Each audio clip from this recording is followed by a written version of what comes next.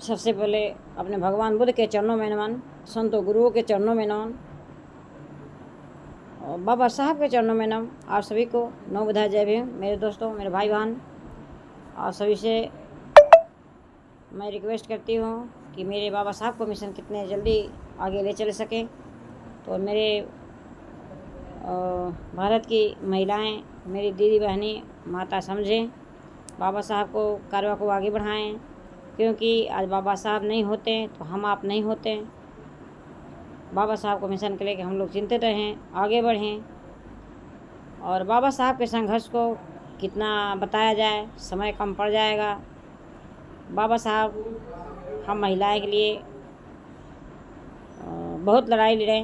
बाबा साहब अपना घर परिवार तोड़ दिए। बाबा साहब अपना बाल बच्चा त्याग दिए। बाबा साहब समाज के लिए संघर्ष करते रहें। बाबा साहब का सिद्धांत था कि जब तक मैं अपने समाज को एक ना बना दूं, तब तक मैं शांति से नहीं बैठूंगा। तब तक मेरे बाबा साहब दिन रात एक कर दिए। 24 घंटा में बाबा साहब मात्र 1 घंटा सोते रहते होंगे भाई बहन, बाकी 18 घंटा तक पढ़ते रहते थे। बाबा साहब समाज के लिए बहुत बड़ा कार्य किए बाबा साहब।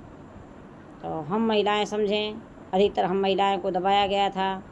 हम महिलाएं को कोई अधिकार नहीं था। हम महिलाएं के पति मर जाते थे, हम लोग को जिंदा जला दिया जाता था। हम लोग का कोई वैल्यू नहीं मिलता था। तो बाबा साहब ने हम लोग को अधिकार दे के चले गए। हम लोग को सबको एक समान बना के चले गए।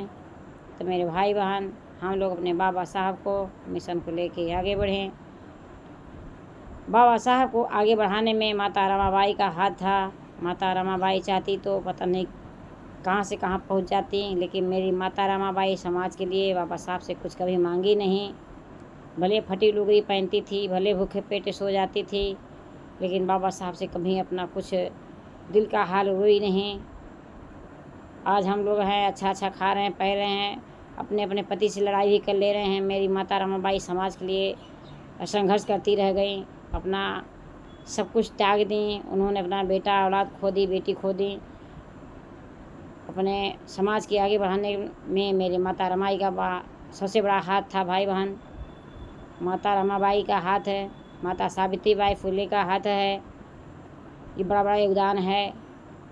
फातिमा शेख, उनका भी बहुत बड़ा योगदान है। फातिमा शेख तो कितना बखान किया जाए उतना ही कम है। फातिमा शेख ने अपने घर में ज्योतिबा फुले, माता सावित्रीबाई फुले रहने की जगह दी, सबसे बड़ा काम तो वो की। उसके बाद ज्योतिबा फुले, माता सावित्रीबाई फुले के साथ उन्होंने समाज के लिए संघर्ष किया।